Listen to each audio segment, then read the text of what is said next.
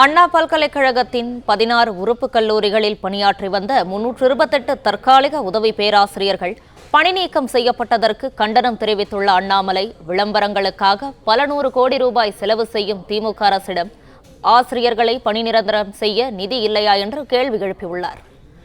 இதுகுறித்தான மேலும் விவரங்களோடு இணைகிறார் செய்தியாளர் ராஜகுமரன். ராஜகுமரன், விவரங்கள்.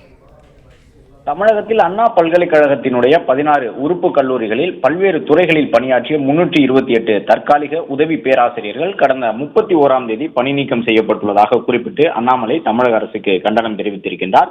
திமுகவினுடைய வாக்குறுதியிலே 10 ஆண்டுகளுக்கு மேல் தற்காலிக பணியாற்றுவோரை பணி நிரந்தரம் செய்வோம் என்று கூறியிருந்தார்கள். ஆனால் இத்தனை ஆண்டுகளாக நம்பிக்கையுடன் காத்திருந்தவர்களை பணி நீக்கம் செய்து பெரிய துரோகம் செய்திருக்கின்றார்கள் என்று குற்றம் சுமத்தி இருக்கக்கூடிய அவர், அண்ணா பல்கலைக்கழகத்தில் மட்டுமே சுமார் 46% ஆசிரியர் பணியிடங்கள் நிரப்பப்படாமல் இருப்பதாகவும் கடந்த டிசம்பர் மாதம் வெளியான செய்திகளில் தெரிய வந்திருப்பதாக குறிப்பிட்டிருக்கின்றார்.